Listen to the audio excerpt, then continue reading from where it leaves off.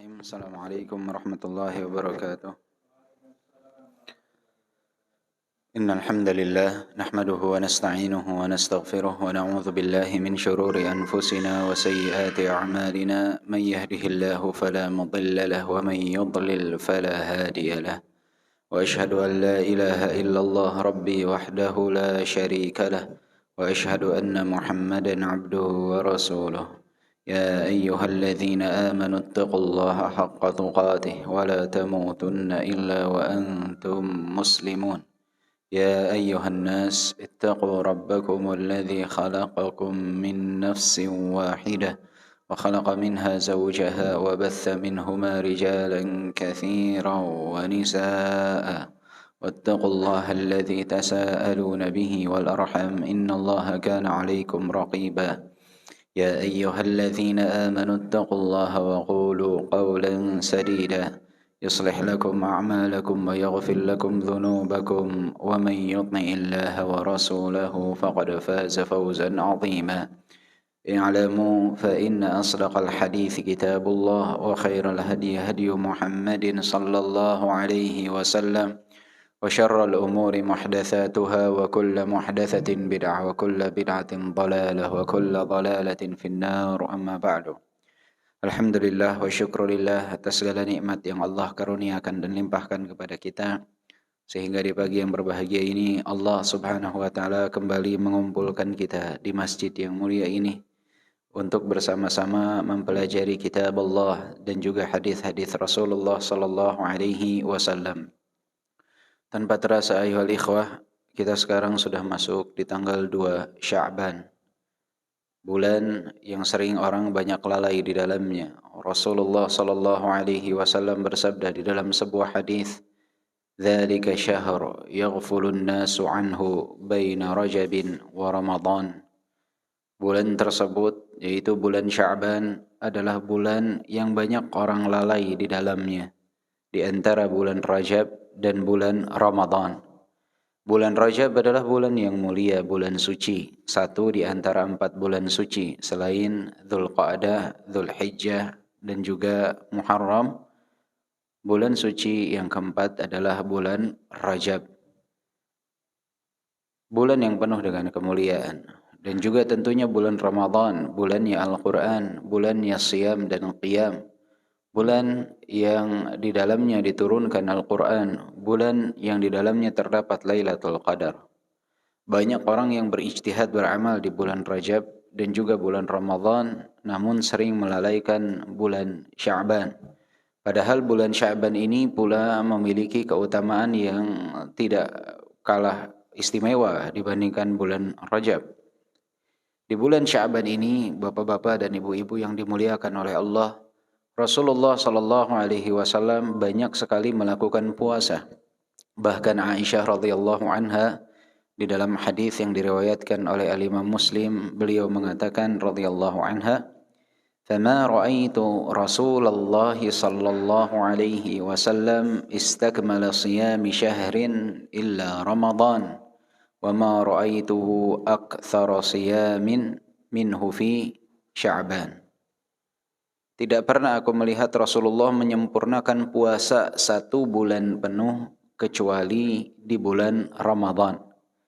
Dan tidak pernah aku melihat Rasulullah sallallahu alaihi wasallam banyak melakukan puasa di bulan yang lainnya sebanyak beliau melakukan puasa di bulan Sya'ban. Bulan Sya'ban ini Rasulullah sallallahu alaihi wasallam banyak melakukan puasa, hingga para sahabat banyak juga yang mengira Rasulullah melakukan puasa ini 1 bulan penuh. Tetapi hadis Aisyah menjelaskan kepada kita bahwa hanya bulan Ramadan saja Rasulullah sallallahu alaihi wasallam banyak melakukan ibadah puasa yang full 1 bulan penuh. Selain bulan Ramadan, bulan Sya'ban berada di posisi kedua, tetapi tidak full 1 bulan. Ketika Usamah ibn Zaid bertanya kepada Rasulullah, "Wahai Rasulullah, mengapa engkau banyak berpuasa sunnah di bulan Sya'ban?"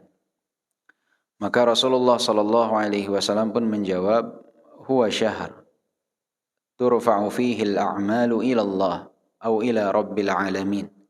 fa uhibbu an yurfa'a 'amali wa ana sha'im. Di bulan Sya'ban ini Allah Subhanahu wa taala mengangkat amalan hamba. Amalan hamba itu diangkat, dihadirkan ke hadirat Allah Subhanahu wa taala di bulan Sya'ban. Dan aku, kata Rasulullah sallallahu alaihi wasallam, sangat menyukai ketika diangkat amalanku, aku dalam keadaan berpuasa. Aku dalam keadaan berpuasa. Dan diangkatnya amalan ke hadirat Allah Subhanahu wa taala dari apa yang dilakukan oleh seorang hamba itu ada 4 jenis. Ada diangkatnya amalan yaumi, ada usbu'i, ada sanawi, dan juga ada yang di akhir dari kehidupannya. Diangkatnya amalan itu ada yang bersifat yaumi, harian, yaitu di penghujung siang dan di penghujung malam. Di penghujung malam sebelum waktu subuh tiba, di penghujung siang sebelum waktu maghrib tiba. Itu adalah momen di mana seorang hamba diangkat amalannya ke hadirat Allah Subhanahu wa taala. Oleh sebab itu di 2 waktu tersebut adalah waktu yang banyak sekali ibadah yang dapat kita lakukan. Momen saat diangkatnya amalan. Entah di waktu sore zikir petang atau sebelum subuh kita melaksanakan tahajud, witir, dan lain sebagainya. Itu amalan yang diangkat setiap hari. Ada amalan usbu'i yang diangkat setiap pekan, yaitu di setiap hari Senin dan Kamis. Rasulullah sallallahu alaihi wasallam oleh sebab itu juga menyunahkan kita berpuasa di hari Senin dan Kamis. Karena hari Senin dan Kamis adalah momen diangkatnya amalan seorang hamba ke hadirat Allah Subhanahu wa taala. Ada yang sanawi di setiap tahun. Kapan itu? Di bulan Sya'ban.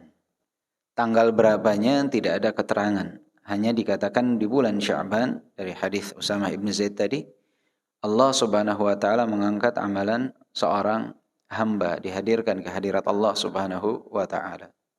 Dan yang keempat adalah ketika hamba tersebut wafat. Jadi ini adalah 4 momen diangkatnya amalan. Ada yang bertanya, dan ini pernah ditanyakan kepada para ulama, apa manfaatnya ketika amalan tersebut sudah dihadirkan ke hadirat Allah setiap hari, kenapa masih harus diangkat di setiap pekan?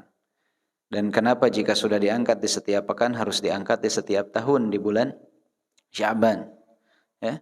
Pertanyaan ini mungkin muncul juga dalam benak kita. Tiap hari sudah dihadirkan ke hadirat Allah, kok tiap pekan masih dibawa juga? Setiap pekan dibawa, kok di penghujung tahun di bulan Sya'ban juga masih dibawa? Jawabannya, ayyuhal ikhwah rahimani wa rahimakumullah, tidak ada yang tahu secara pasti kenapa hal tersebut terjadi. Ini hikmah dari Allah Subhanahu wa taala. Namun para ulama sebagian menyebutkan bahwa hal tersebut justru menjadi momen bagi kita sebagai hamba untuk meningkatkan amalan di setiap hari, setiap pekan, dan setiap bulan, setiap tahunnya. Jadi pengangkatan amalan tersebut menjadi momen bagi kita untuk meningkatkan amalan kita sendiri. Jadi itu menjadi pelecut semangat bagi kita. Dan juga kalau kita bandingkan dalam kehidupan dunia, kalau bapak-bapak punya kantor, tempat bekerja, itu ada yang disebut laporan harian, ada laporan pekanan, ada laporan tahunan. Betul gak Pak? Tiap hari ada laporan pekanan di penghujung pekan, ada juga laporan tahunan. Dan hal tersebut adalah sesuatu yang lumrah. Kenapa? Karena orang yang bekerja itu akan mengecek kembali. Ya, dia setiap hari sudah dia laporkan, tapi di akhir pekan dia merasa khawatir juga nih jika pekerjaannya ada yang kurang atau apa, karena di setiap pekan dia harus mempertanggungjawabkan amalannya. Begitupun ketika dia tahu di setiap tahun itu ada tutup buku, maka dia akan selalu menjaga agar di setiap dia mengajukan laporan tersebut, laporannya dapat sesuai. Nah, itu pun yang dirasakan oleh seorang hamba ketika dia tahu bahwa setiap hari ada pelaporan amalan dia akan berusaha di setiap hari itu untuk meningkatkan amalannya kepada Allah. Dan jika dia tahu di setiap pekan itu ada pengangkatan amalan, maka dia akan berusaha di setiap pekan tersebut untuk meningkatkan amalannya. Dia akan berusaha berpuasa di hari Senin dan Kamis karena dia tahu itu adalah momen diangkatnya amalan ke hadirat Allah Subhanahu wa taala. Dan jika dia tahu di setiap tahun ada pengangkatan amalan di bulan Sya'ban, dia tidak akan berleha-leha di bulan Sya'ban. Yang mana bulan ini banyak orang yang lalai di dalamnya. Dan juga tentunya bapak-bapak yang dimuliakan oleh Allah dan ibu-ibu sekalian, bulan Sya'ban ini juga menjadi tempat kita berlatih untuk melatih tubuh kita membiasakan diri dengan berpuasa. Karena banyak orang yang baru berpuasa itu hanya di tanggal 1 Ramadan saja dia start. Jadi terakhir kali dia puasa kapan? Tanggal 30 Ramadan tahun lalu. Ketika dia baru memulai puasa di tanggal 1 Ramadan, tidak pernah berlatih entah itu 3 kali dalam 1 bulan, 3 hari dia berpuasa, atau puasa Ayyamul Baid, atau puasa Senin dan Kamis, akan sangat berat bagi dia. Dan biasanya mereka akhirnya akan memiliki rasa berat untuk berpuasa. Sehingga dia berpuasa kayak setengah mati. Di rumah, tidur, nggak bisa ngapa-ngapain. Kenapa? Lapar, haus. Karena memang tidak terbiasa. Akhirnya banyak amalan-amalan soleh yang tidak dapat dia kerjakan. Karena memang dia tidak terbiasa berpuasa. Berat bagi dia untuk berpuasa. Tapi kalau sudah dilatih, itu akan sangat mudah bagi dia. Ya, akan sangat mudah bagi dia. Ini amalan yang bisa kita lakukan di bulan Sya'ban. Di samping itu, Salamah Ibn Khalil pernah mengatakan rahimahullah, kana yuqalu syahru Sya'ban syahrul qurra. Para salaf terdahulu itu menyebut bulan Sya'ban itu bulannya pembaca Al-Qur'an. Bulannya pembaca Al-Qur'an. Jadi para salafus saleh rahimahumullah, mereka itu kalau dekat dengan bulan Sya'ban, mereka tahu bahwa mereka satu langkah lagi akan berjumpa dengan bulan Ramadan, dengan bulannya Al-Qur'an. Maka mereka menjuluki bulan Sya'ban ini bulannya pembaca Al-Qur'an. Kalau bulan Ramadan bulannya Al-Qur'an, bulan Sya'ban ini bulannya pembaca Al-Qur'an. Karena para pembaca Al-Qur'an itu melatih dirinya agar dapat menggapai target nanti di bulan Ramadan. Banyak di antara kita yang memiliki target muluk di bulan Ramadan. Ingin khatam 3 kali, ingin khatam 2 kali, ingin khatam 1 kali Al-Qur'an. Tapi tidak dia latih di hari-hari sebelum Ramadan. Maka akan sangat berat bagi dia. Dia tidak pernah menyentuh Al-Quran di hari pertama, dia belum sempat membaca karena sibuk mencari Al-Qurannya disimpan di mana. Terakhir dibaca 30 Ramadan tahun lalu. Itu yang pertama dia lakukan. Dia bersihkan dulu Al-Quran. Kemudian dia mulai baca. Hari pertama berhasil 1 juz, selesai. Hari kedua sama. Hari ketiga sama. Hari keempat, kelima mulai tuh. Hari ke-6 yang harusnya 1 juz baru dia selesaikan setengah juz. Dengan dalih bahwa hari ke-7 saya akan baca 1,5 juz. Hari ke-7 sama juga. Terus hingga akhirnya ketika sampai di akhir Ramadan, ternyata belum sampai 15 juz yang dia baca dari ayat Al-Quran. Sudah melempem duluan. Ini ibarat orang bertanding sepak bola tanpa pemanasan. Baru 15 menit main udah kram, Pak. Akhirnya ditandu keluar. Dan ini kenyataan yang ada. Kita tidak melatih diri kita di bulan Ramadan sebelumnya, sebelum Ramadan tiba, makanya kita sering berjumpa dengan bulan Ramadan kelelahan. Dan itu mayoritas kaum muslimin alami. Makanya lihat saja di bulan Ramadan itu kalau tarawih hari pertama, kedua, ketiga full. Bahkan masjid itu luber sampai keluar, Pak. Semua orang bersemangat untuk sholat tarawih. Hari kedua masih sama. Hari ketiga masih sama. Mulai hari keempat ke sana berkurang. Apalagi sudah hari ke-15 ke atas. Ya sudah, yang biasa sholat wajib di masjid, itu saja yang ada di masjid. Sisanya ada yang sibuk berbelanja, ada yang sibuk persiapan, ibu-ibunya sibuk bikin kue, sibuk memasak. Kalau bisa, apa yang bisa kita selesaikan sebelum Ramadan, selesaikan. Kalau misalkan kita perlu untuk berbelanja pakaian, misalkan tidak ada memang, uangnya sudah ada, belanjanya sebelum Ramadan saja. Biar Ramadan itu full ibadah. Jangan sampai kita sia-siakan 1 detik dari bulan Ramadan. Banyak orang yang berlalu lalang di pasar di bulan Ramadan. Sekarang nggak di pasar, saya mah nggak ke pasar. Cuman main handphonenya, masya Allah, tabarakallah. Dia berlanglang buana di online shop itu lebih rumit daripada di pasar. Di pasar itu pilihan cuma 5 toko. nggak ada di toko 1, toko 2, toko 3, 4, 5, balik lagi udah beli selesai. Tapi di online shop ada ribuan toko, tambah pusing dia cari, keliling. Oleh sebab itu akan banyak waktu yang tersita dan terbuang. Latih diri kita di bulan Sya'ban ini dan selesaikan apa yang dapat kita selesaikan di bulan Sya'ban. Sehingga masuk bulan Ramadan kita sudah siap dengan fisik kita karena memang terbiasa terlatih berpuasa.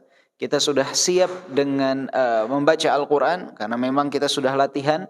Ya, di bulan Sya'ban kita sudah baca setiap hari setengah juz, sehingga di bulan Ramadan untuk menggapai target khatam Al-Quran itu insya Allah sangat mudah.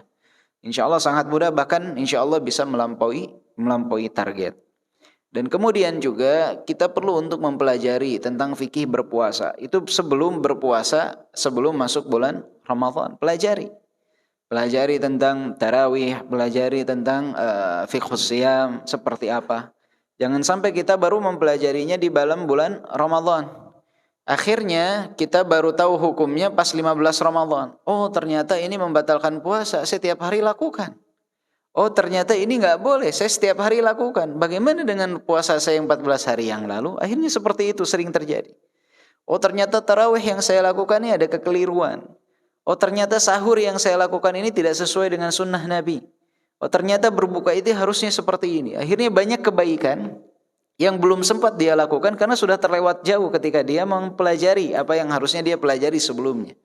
Misalkan disunnahkan seseorang itu berbuka puasa dengan rutab. Kalau tidak ada rutab dengan kurma, tidak ada kurma dengan air. Ternyata dia baru baca di tanggal 15 Ramadan. Di rumahnya banyak rutab. Tapi dia tiap hari makannya kolak lagi di awal itu saat iftar. Boleh silahkan. Tapi wah sayang ternyata. Coba saya makan rutop 1 biji saja. Setelah itu saya makan kolak. Saya dapat keutamaan banyak nih. Sayang baru tahunya di tanggal 15 Ramadan. 14 hari saya kehilangan keutamaan ini misalkan. Atau ada orang yang sering mendahulukan waktu sahur. Dia makan sahur jam 2, jam 1, jam 2, setengah 3. Tanggal 15 Ramadan dia baru mempelajari bahwa sahur yang baik itu adalah diakhirkan. Akhirnya dia banyak kehilangan keutamaan yang harusnya dia mendulang pahala sebanyak-banyaknya di bulan Ramadan dengan sunnah-sunnah tersebut ternyata tidak dapat dia laksanakan. Karena apa? Karena dia baru tahunya terlambat. Oleh sebab itu pelajari apa yang dapat kita pelajari menjelang bulan Ramadan. Dan tentunya nanti ketika masuk di bulan Ramadan di masjid-masjid insya Allah juga akan dibahas hal tersebut. Insya Allah akan memperdalam keilmuan kita. Tapi sebelumnya kita harus punya bekal, pelajari. Alhamdulillah sekarang media belajar banyak ya. Di media sosial, YouTube dan lain sebagainya. Banyak kajian para ustadz, hafizahumullah dan rahimahumullah yang telah wafat di antara mereka. Itu rekamannya ada ya. Fikih tentang berpuasa, pembatal puasa. Coba sempatkan. Di perjalanan kita download dulu ada berapa kajian, 5 kajian misalkan. Berangkat kerja, pulang kerja, dengarkan 1 kajian. Hari keduanya seperti insya Allah sebelum sampai 1 bulan sudah selesai. Dan nanti kita bisa praktekkan dari awal Ramadan. Sambil kita ikut kajian di bulan Ramadan, insya Allah jika ada pertanyaan, jika ada sesuatu yang belum jelas akan lebih jelas ketika kita hadir dalam kajian langsung. Dan ingat perkataan Abu Bakar Al-Balkhi rahimahullah, beliau katakan bahwa Syahrul Rajab syahrul zara, wa syahrul Sya'ban syahrul suqi zara, wa syahrul Ramadan syahrul hisadi zara. Bulan Rajab adalah bulan penanaman bibit. Bulan Sya'ban adalah bulan penyiraman tanaman. Bulan Ramadan adalah bulan menuai hasil. Maka siapa yang ingin mendapatkan hasil yang istimewa di bulan Ramadan, maka dia harus melihat apa yang telah dia tanam di bulan Rajab, apa yang telah dia siram di bulan Sya'ban. Jadi nggak mungkin dapat hasil tanaman yang baik kalau tanamannya selama di bulan Sya'ban tidak pernah disiram. Sulit untuk mendapatkan hasil yang maksimal jika keberadaan kita di bulan Sya'ban kita tidak maksimalkan. Dan juga penting bagi kita untuk mengecek kembali. Rubbama mungkin masih ada hutang puasa yang belum kita laksanakan dari Ramadan sebelumnya. Dan itu juga tanggung jawab kita sebagai kepala keluarga untuk mengingatkan istri dan anak-anak kita. Yang mana mereka pastinya ada syahri ya, ada sesuatu yang mengharuskan mereka tidak berpuasa. Berbeda dengan kita para lelaki, itu harus diingatkan. Kadang mereka lupa untuk membayar puasa mereka, ya, diingatkan. Ibu, anak kita, ya, Istri kita ingatkan, apakah ada puasa yang belum dibayarkan? Segera dibayarkan. Karena sekarang sudah sampai bulan Sya'ban, dan Aisyah radhiyallahu anha pun pernah ya membayar hutang puasa itu baru dibayar di bulan Sya'ban. Jadi masih boleh, silahkan untuk diselesaikan. Dan juga yang terakhir adalah penting bagi kita untuk selalu berdoa kepada Allah Subhanahu wa taala agar dipertemukan dengan bulan Ramadan. Karena sampai detik ini kita belum pasti akan berjumpa dengan bulan Ramadan.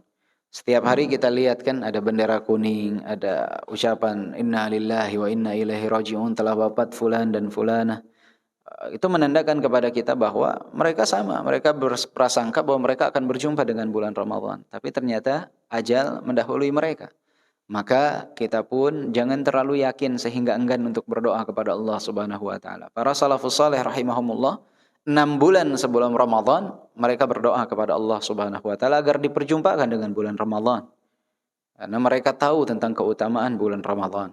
Bulan yang penuh dengan kemuliaan, bulannya siyam dan qiyam, bulannya Al-Qur'an, bulan yang di dalamnya terdapat Lailatul Qadar.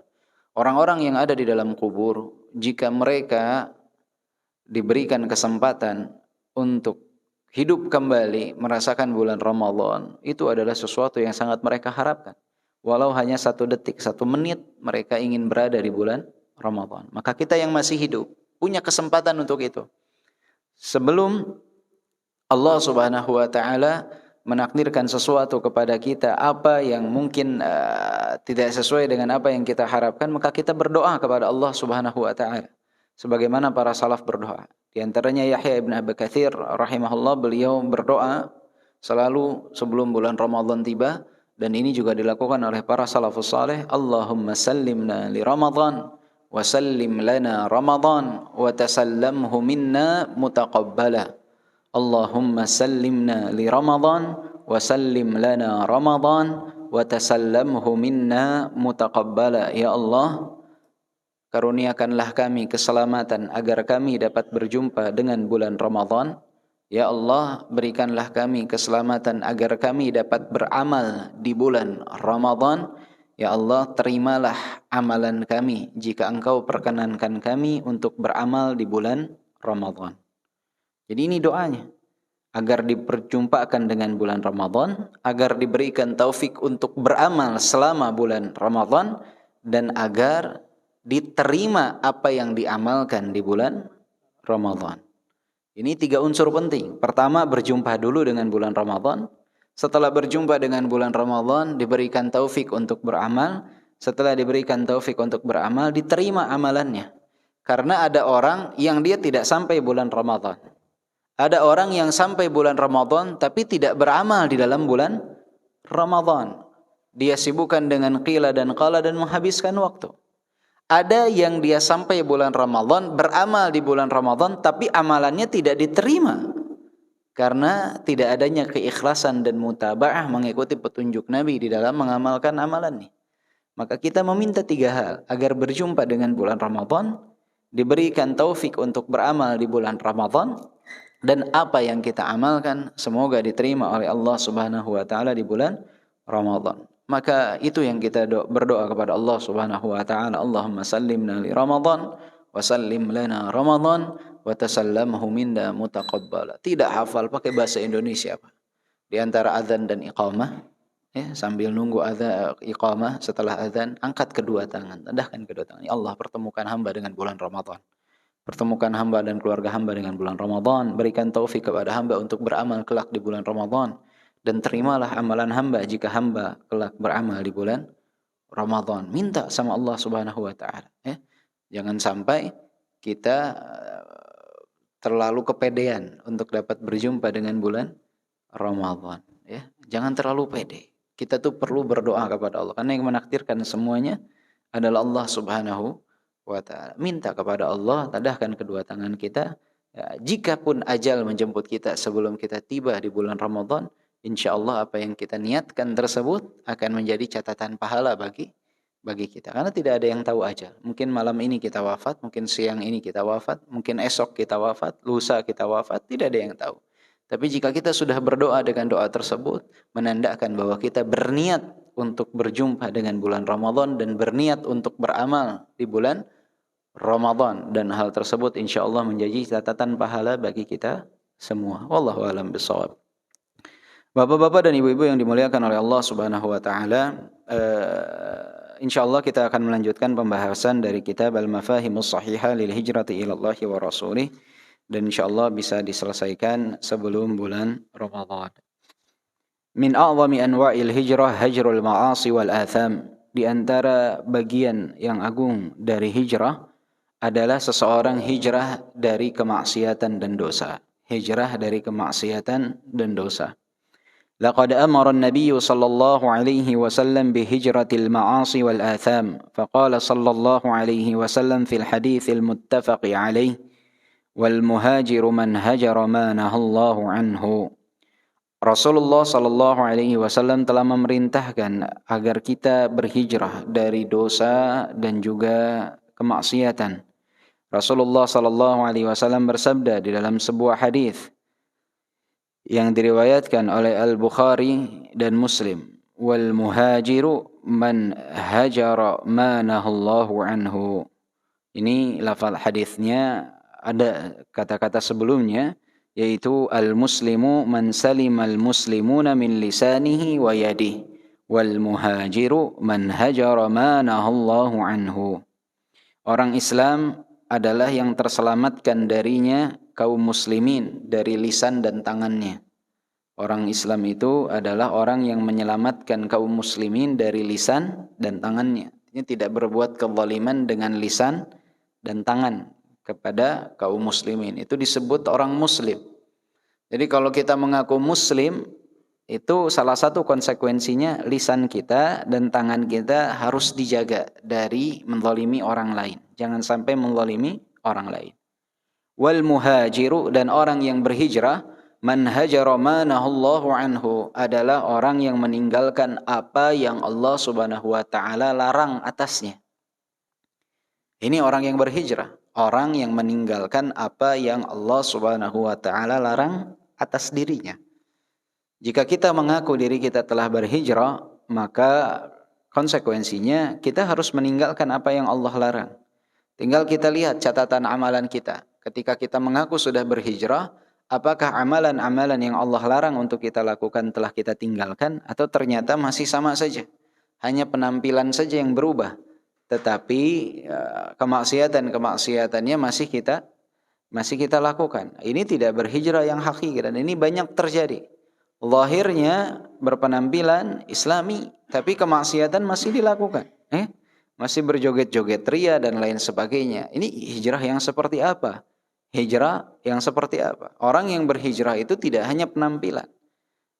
Sekarang banyak orang mengatasnamakan hijrah, kemudian hanya menggunakan hijrah ini sebagai nama komersil, yang mana dengan nama hijrah ini mengangkat nama, mengangkat dirinya, mengangkat komunitasnya.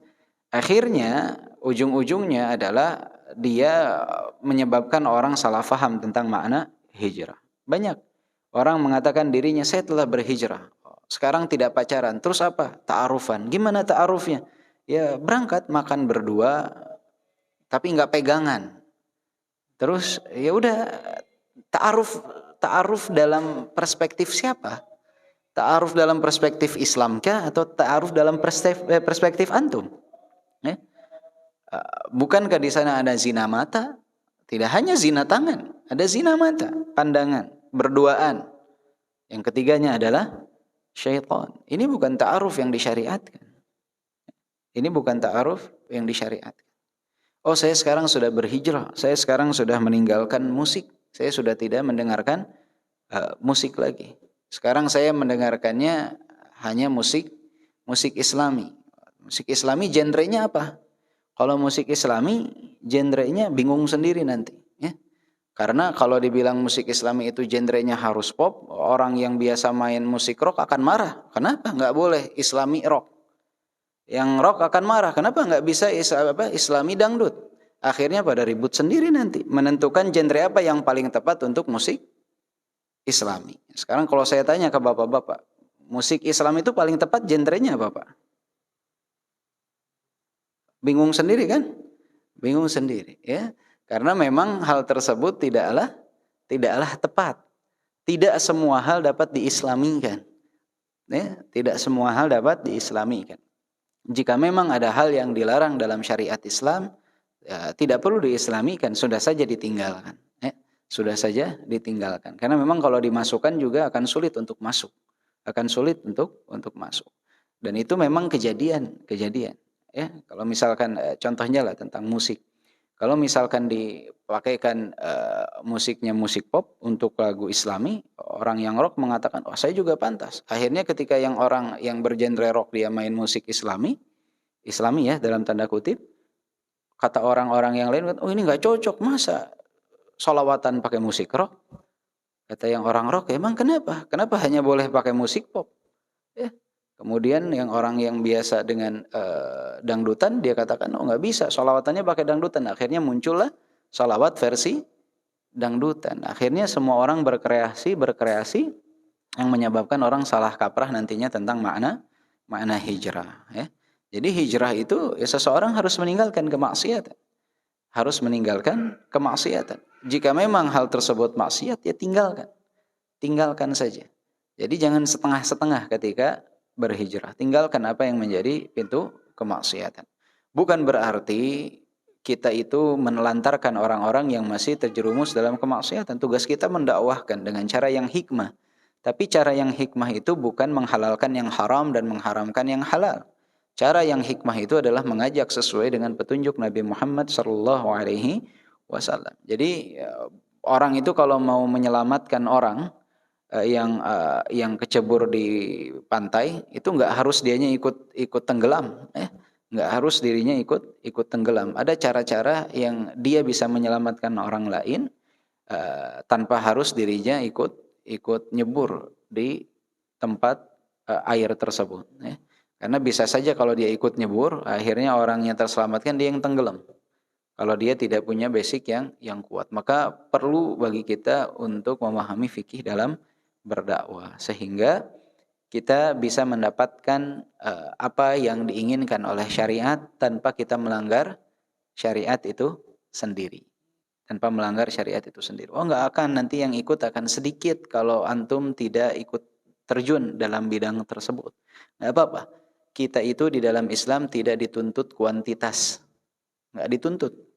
Karena yang namanya hidayatul taufik milik Allah Subhanahu wa taala. Kita tuh hanya bisa menyampaikan yang disebut hidayatul irsyad. Makanya ada nabi di hari kiamat yang datang pengikutnya hanya rahat saja, 3 sampai 9 orang, 10 orang. Ada nabi yang pengikutnya hanya 2. Ada nabi yang tidak punya pengikut sama sekali. Bukan berarti dakwah nabi tersebut salah. Akan tetapi ya memang umatnya, kaumnya tidak mau mengikuti petunjuk nabinya. Apakah dikatakan yang nabi tidak punya pengikut nabinya gagal? Jawabannya tidak. Karena dia menyampaikan apa yang difirmankan oleh Allah dan dia menyampaikan sesuai dengan apa yang diperintahkan oleh Allah. Oleh sebab itu Rasulullah telah menjelaskan dan Allah telah menjelaskan, innaka la tahdi man ahbabta walakinnallaha yahdi man yasha. Kita ini tidak bisa memberikan hidayah taufik kepada seseorang, hanya bisa memberikan hidayatul irsyad. Sehingga siapapun di antara kita yang berdakwah kepada orang lain, kepada keluarga kita, jangan bersedih ketika mereka enggan untuk mengikuti kita. Selama cara kita mendakwahi mereka dengan cara yang benar. Inna Rasulullah sallallahu alaihi wasallam akhbara anna Allah Rabbal Alamin ja'ala baba tauba maftuhan ila an tatlu'a minhu asy-syams wa huwa ila al-gharbi. Sesungguhnya Rasulullah sallallahu alaihi wasallam telah menjelaskan bahwasanya Allah Subhanahu wa taala zat pemilik seluruh alam semesta ini menjadikan pintu taubah selalu terbuka sampai terbitnya matahari, dan terbitnya matahari tersebut maksudnya terbit dari barat. Ketika matahari terbit dari barat barulah tertutup pintu taubah. Selama antum pagi-pagi bangun matahari masih terbit dari timur, maka pintu taubat masih terbuka. Maka segeralah berhijrah dari kemaksiatan dan dosa. Fal badarul badar wal ajalatal ajalah bit taubati wa ilaiha wa illa fa innal mauta yati faj'atan kama akhbara an-nabiy sallallahu alaihi wasallam. Maka cepat segeralah kata beliau untuk bertaubat dan kembali kepada Allah, karena sesungguhnya kematian itu datang secara tiba-tiba sebagaimana yang disabdakan oleh Rasulullah sallallahu alaihi wasallam, Innal mauta ya'ti baghtah. Sesungguhnya kematian itu datang tiba-tiba. Wa innal mar'a la'allahu la yuraji' wa la'alla al-insan ta'tihi maniyatuhu wa huwa ala halatin min halatil ma'siyah. La'alla al-mauta ya'tihi ala tilkal hal fayalqa Allah rabbal alamin fi aswa'i hal. Dan bisa jadi manusia itu sedang mengerjakan apa yang menjadi hawa nafsunya, dan kemudian Allah takdirkan dia wafat dalam keadaan tersebut. Maka dia akan berjumpa Allah Subhanahu wa taala dalam keadaan dan kondisi terburuk. Ini sesuatu yang menyedihkan. Kita ada yang tahu kapan ajal menjemput kita?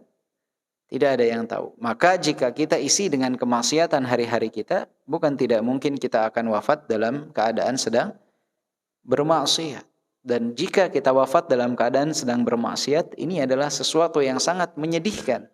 Berjumpa dengan Allah Subhanahu wa taala dalam keadaan kita bermaksiat kepada Allah Subhanahu wa taala. Dan siapa yang hari-harinya banyak melakukan kemaksiatan, maka peluang dia untuk wafat dalam kemaksiatan itu sangat besar. Ya. Sangat besar sekali. Maka kita harus memperkecil, meminimalisir kesalahan yang kita lakukan agar ketika wafat dalam keadaan beramal. Karena semua ingin ya, wafat sedang sholat, ya, wafat sedang mengaji, wafat sedang membaca Al-Quran, wafat sedang di dalam masjid. Itu ingin semua orang seperti itu. Tanda husnul khatimah. Ya, apakah pasti orang yang wafat dalam masjid masuk surga? Belum tentu juga. Apakah pasti orang yang wafat dalam keadaan sholat masuk surga? Belum tentu juga. Tapi itu tanda kebaikan, tanda husnul khatimah. Nah, kita nggak boleh menjaminkan seseorang pasti masuk surga hanya karena saat-saat, detik-detik wafatnya dia. Karena Rasulullah SAW pun Nabi terbaik, manusia terbaik, makhluk terbaik, wafat di dalam rumah beliau, di atas tempat tidur beliau. Tidak wafat di dalam kondisi sedang sholat juga. Tapi tanda kebaikan bagi seseorang, tanda husnul khatimah bagi seseorang. Iya, kita mengharapkan kebaikan. Masya Allah si fulan meninggal saat sholat. Insya Allah itu tanda baginya husnul khatimah. Karena nggak ada yang tahu dia sholat ketika meninggal itu sholatnya betul lillah atau karena riya. Ada yang tahu? Tidak ada yang tahu. Tapi kita bisa berharap kebaikan untuknya. Nah, dalam akidah Ahlus Sunnah, kita tidak boleh menjaminkan bagi seseorang pasti surga dan tidak boleh menjaminkan bagi seseorang muslim yang wafat karena kemaksiatan pasti neraka. Itu nggak boleh seperti itu. Kita berharap ampunan baginya, kita berharap dia mendapatkan tempat terbaik. Kita boleh memastikan seseorang di surga jika ada dalil dari firman Allah atau hadis Rasulullah menunjukkan bahwa fulan merupakan ahli surga. Ya, contohnya Rasulullah mengatakan tentang 10 orang mubasyirina bil jannah, ya, dari mulai Abu Bakar, Umar, Utsman dan seterusnya. Atau Rasulullah katakan, Bilal, aku mendengar telapak langkah kakimu di surga. Ini menandakan Bilal dari ahli surga. Ya, tapi yang tidak disebutkan, ya, kita hanya bisa berharap. Ya. Termasuk juga orang-orang soleh di antara kita, di lingkungan kita, atau misalkan orang-orang soleh sebelum kita berharap mereka mendapatkan rahmat dan ampunan Allah. Tapi menjaminkan pasti itu tidak boleh, karena itu adalah perkara ghaib. Maka yang harus kita perhatikan, jangan sampai kita wafat dalam keadaan sedang bermaksiat kepada Allah Subhanahu wa taala, karena ajal datangnya tiba-tiba. والنبي صلى الله عليه وسلم قد غفر الله رب العالمين له ما تقدم من ذنبه وما تأخر وكان يعد له صلى الله عليه وسلم في المجلس الواحد أن يقول 70 مرة 100 مرة رب اغفر لي وتب علي إنك أنت التواب الرحيم. Dan Nabi SAW telah diampuni oleh Allah Subhanahu wa taala apa yang telah lalu dan yang akan datang. Nabi SAW itu terhitung di dalam satu majlis. Kadangkala Rasulullah SAW beristighfar itu 70 kali sampai 100 kali, mengatakan Rabbi ighfirli wa tub alayya innaka antat tawwabur rahim. Ya Allah, ampuni aku, ya, terimalah taubatku, sesungguhnya Engkau adalah zat yang maha menerima taubat dan zat yang maha menyayangi. Jika Rasulullah SAW saja yang merupakan nabi terbaik, rasul terbaik, masih beristighfar kepada Allah Subhanahu wa taala, bagaimana dengan kita? Hamba yang berlumur dengan dosa, ya, yang beristighfar hanya 3 kali setelah sholat setiap hari, hitung 15 kali, sisanya Masya Allah, Tabarakallah, seakan-akan gak butuh dengan istighfar. Padahal dosa kita sangat banyak. Kita beres sholat aja udah berdosa, selesai sholat langsung berdosa, tapi lupa selalu untuk beristighfar. Fayastaghfirullah rabbal alamin fi kulli hin wa hal wa ala kulli sifatin la yughadiru maqamat taubah li'annahu min a'zamil maqamat indallahi rabbil alamin. Maka beristighfarlah kalian kepada Allah di setiap waktu dan setiap keadaan dengan segala dengan segala bentuk dan sifat. Jangan kalian meninggalkan yang namanya taubat kepada Allah Subhanahu wa taala.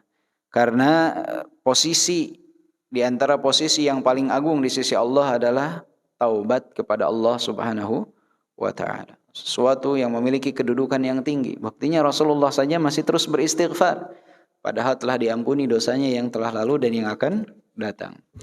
Wa min dzalika hajru amakinil ma'asi. Dan selain meninggalkan kemaksiatan, seseorang itu juga harus meninggalkan tempat kemaksiatan. Jadi bukan hanya kemaksiatan yang dijauhi, tapi juga tempat kemaksiatan. Kadangkala seseorang itu dia meninggalkan kemaksiatan, tapi tempatnya masih dia meninggalkan kemaksiatan tapi masih berada di tempat kemaksiatan. Kemaksiatannya ditinggal tapi berada di tempat kemaksiatan. Nah, ini sangat riskan sekali. Karena dalam bahasa Arab qalb itu hati itu qalb ya. Kenapa yataqallab? Mudah berubah-ubah. Kita sudah meninggalkan kemaksiatan tapi masih di dalam ruang lingkup kemaksiatan, bukan tidak mungkin suatu saat kita akan kembali melakukan kemaksiatan tersebut.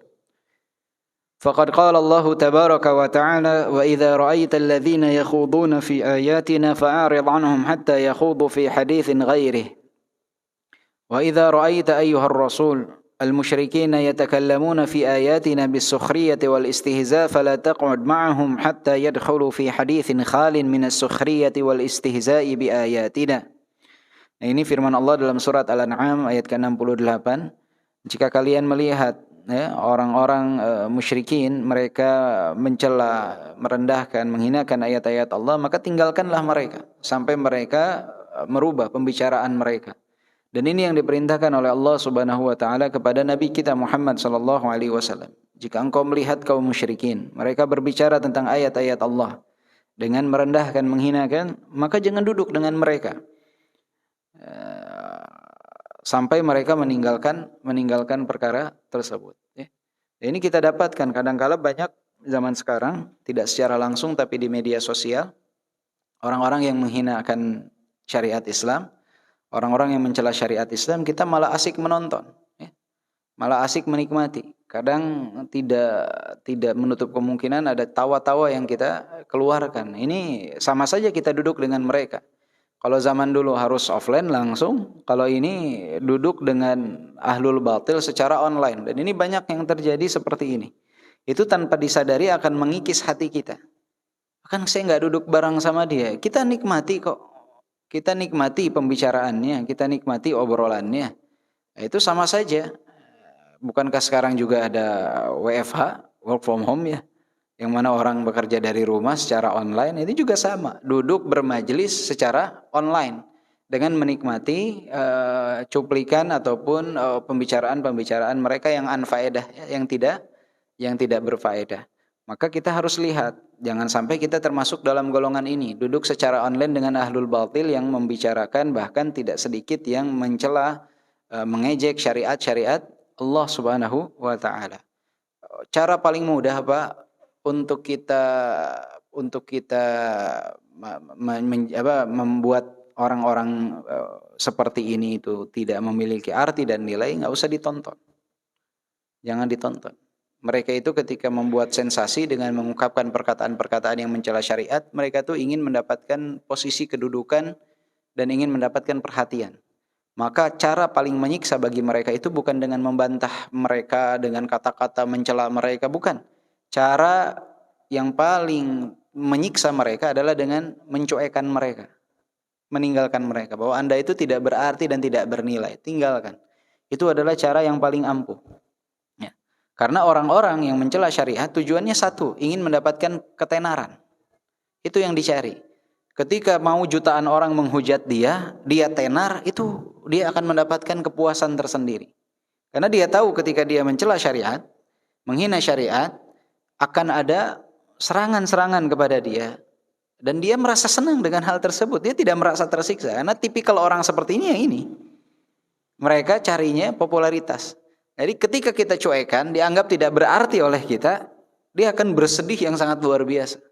Dia akan lebih dahsyat lagi, yang akhirnya dia lelah sendiri, akhirnya dia frustasi, meninggalkan itu semua insya Allah. Maka cara paling ampuh untuk menyiksa orang-orang yang mencari perhatian dengan mencela syariat adalah dicuekan, tinggalkan. Nah, kita kebalikannya zaman sekarang. Ya. Orang yang tidak memiliki background apapun, dia mencela syariat, semua orang men-share. Ini dia mencela syariat, ini dia mencela, ini dia mencela. Ini dia begini, ini begini. Padahal yang dia cari adalah popularitas itu sendiri. Maka cukup serahkan kepada ahlinya untuk membantah syubhat di dalamnya. Tapi dianya ini jangan diangkat malah jadikan populer, jangan. Sudah saja ada ahlinya, ustadz-ustadz senior di Indonesia ini banyak. Dia membantah syubhat tersebut yang dilontarkan.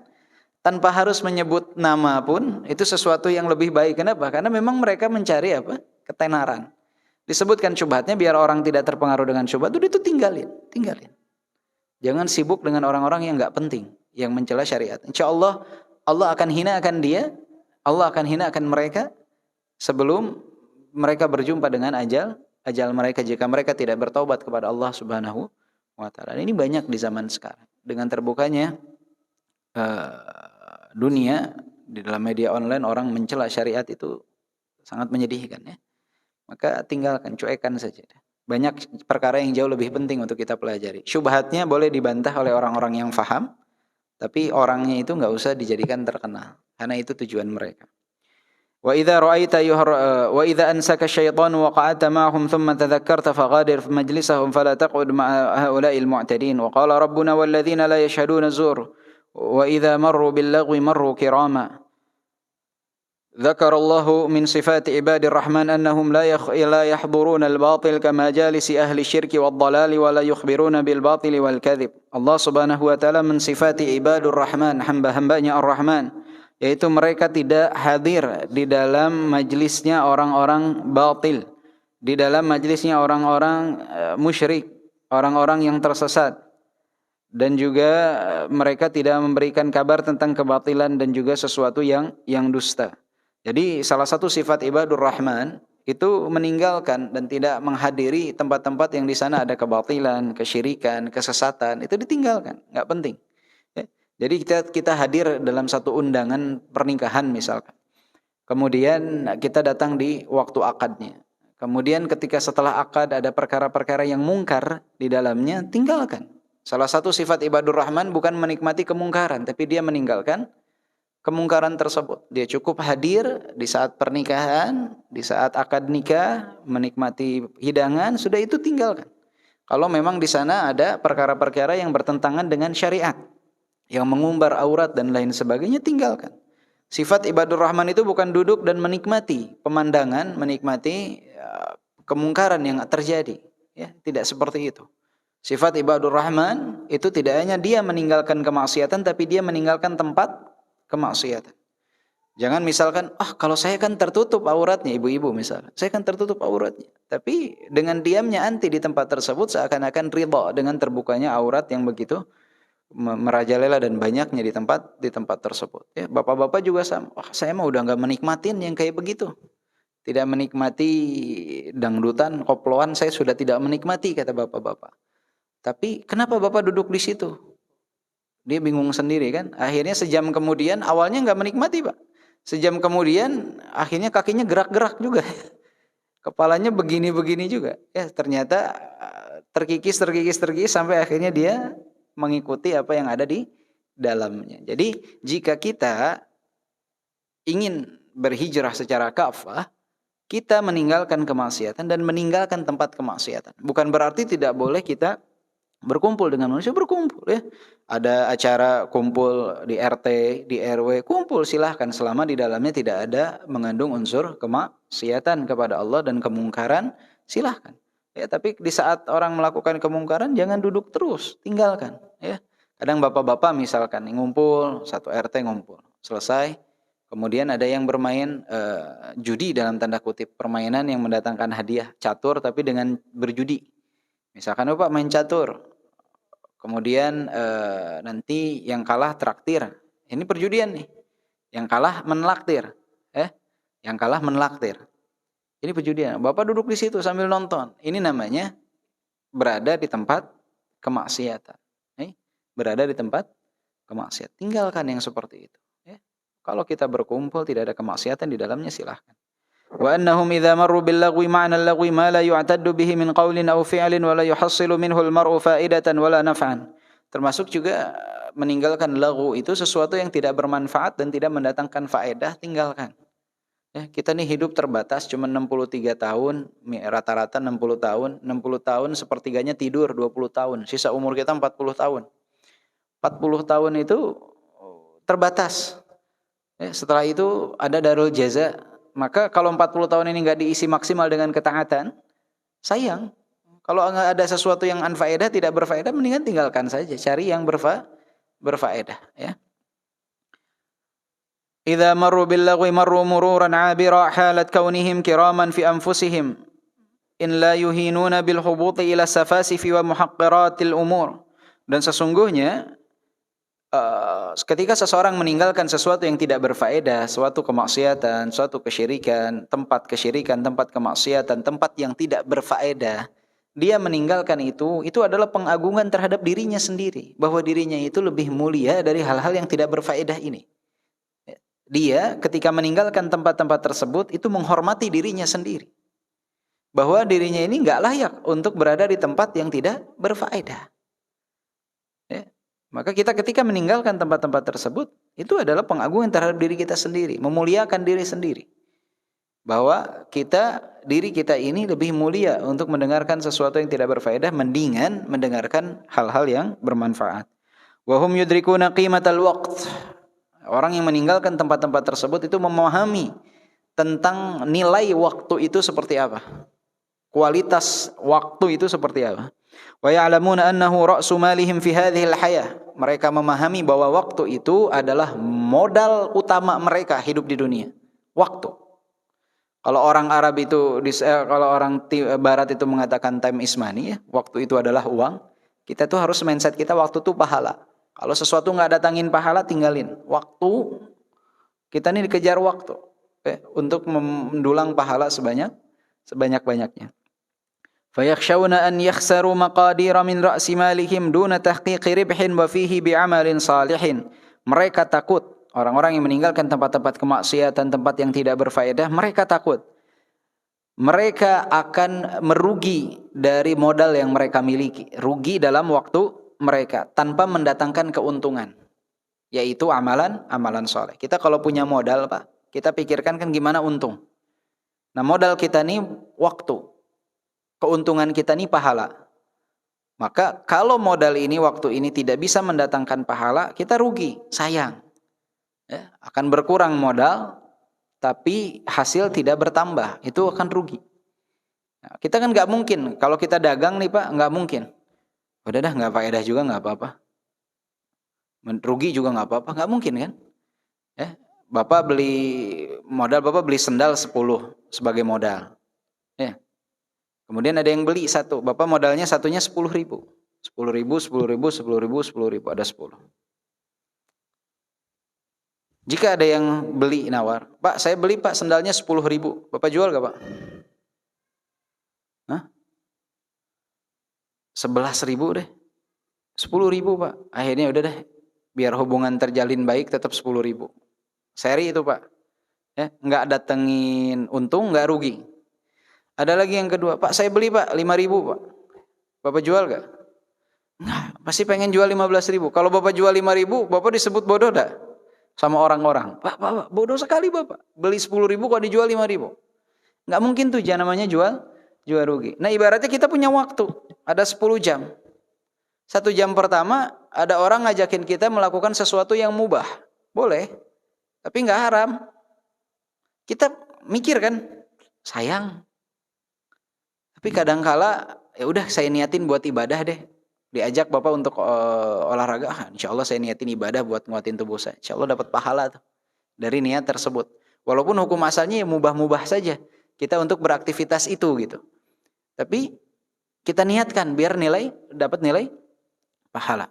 Ya, kayak makan, mandi kan itu mubah perkara. Tapi bisa dapat pahala kita dengan niat dapat pahala, biar dapat keuntungan. Ada lagi yang ngajak, Pak kita ikut kajian, oh pahala nih, jam kedua. Kita jual jam kita nih, jam kedua kita jual. Kenapa? Untuk mendatangkan pahala. Kan Allah itu beli dari kita apa? Diri kita, harta kita semua dibeli untuk balasannya surga. Saya jual nih jam saya yang kedua, ikut kajian, dapat pahala banyak. Ada orang yang di jam ketiga ngajak, Pak kita maksiat Pak.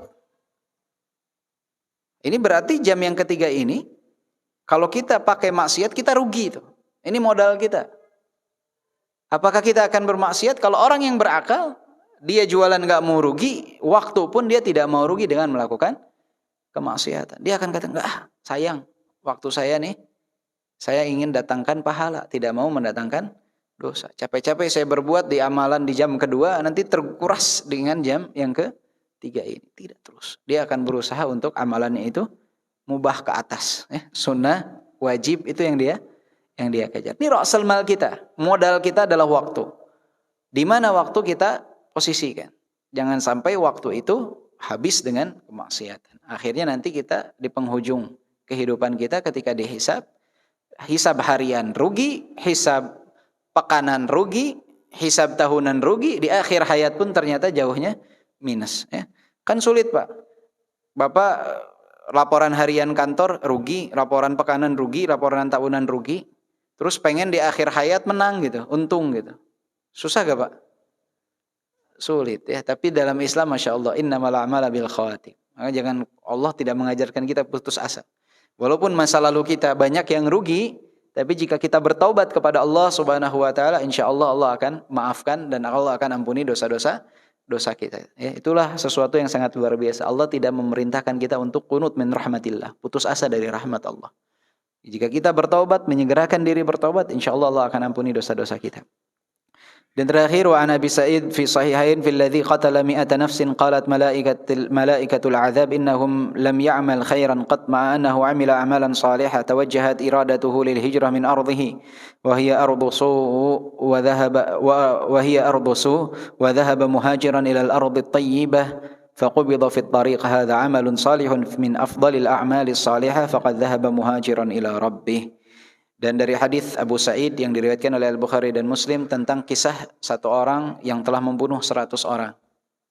Dia disebutkan oleh malaikat tidak memiliki amalan soleh apapun Pak. Amalan soleh apapun tidak pernah dia lakukan. Hanya satu amalan yang dia lakukan kebaikan dalam kehidupannya. Apa? Hijrahnya dia meninggalkan tempat kemaksiatan menuju tempat kebaikan. Ternyata di perjalanan Allah Subhanahu wa taala wafatkan dia. Karena amalan soleh ini Allah Subhanahu wa taala masukkan dia ke dalam surganya. Amalannya apa Pak? Hijrah meninggalkan tempat kemaksiatan menuju kepada ketaatan. Dia tinggalkan tempat kemaksiatan, tempat yang penuh dengan dosa, tempat yang penuh dengan kemungkaran, menuju tempat yang penuh dengan kebaikan. Maka kita harus seperti itu. Jika kita berada di lingkungan rumah yang banyak kemaksiatan di dalamnya, lingkungan tempat tinggal, atau anak kita disekolahkan di tempat yang penuh dengan kemaksiatan dan dosa, atau kita bekerja di tempat yang penuh dengan kemaksiatan dan dosa, kita tinggalkan hijrah, meninggalkan tempat tersebut, insya Allah Allah akan karuniakan sesuatu yang jauh lebih baik. Man taraka syai'an lillah awwadallahu khairan minhu. Siapa yang meninggalkan sesuatu karena Allah, Allah akan gantikan dengan yang jauh lebih baik. Dan perjalanan hijrah kita meninggalkan tempat kemaksiatan, tempat yang penuh dengan dosa, itu memiliki nilai pahala yang besar di sisi Allah. Sebagaimana orang yang membunuh 100 orang ini, dia meninggalkan tempat kemaksiatan, kemudian Allah Subhanahu wa taala memasukkan dia ke dalam kategori orang-orang yang diridhai oleh Allah Subhanahu wa taala, menandakan kepada kita bahwa perjalanan hijrah itu bukanlah sesuatu yang sia-sia. Perjalanan hijrah itu bukanlah sesuatu yang sederhana, tetapi memiliki nilai pahala yang besar. Wallahu a'lam bishawab. Semoga bermanfaat apa yang kita sampaikan pada kesempatan kali ini. Insyaallah untuk pekan depan anak berhalangan hadir ya. Insyaallah pekan depan sementara nanti akan diisi oleh Al-Ustaz Muhammad Askar hafizahullah. Dan nanti 2 pekan berikutnya insyaallah kita akan menyelesaikan kitab ini Al-Mafahimus Shahihah lil Hijrati ilallahi wa Rasuli. Ada tersisa tinggal 6 halaman lagi. Insyaallah dalam 2 pertemuan dapat diselesaikan. Subhanakallahumma wa bihamdika asyhadu an la ilaha illa anta astaghfiruka wa atubu ilaik. Walhamdulillahirabbil alamin. Assalamualaikum warahmatullahi wabarakatuh.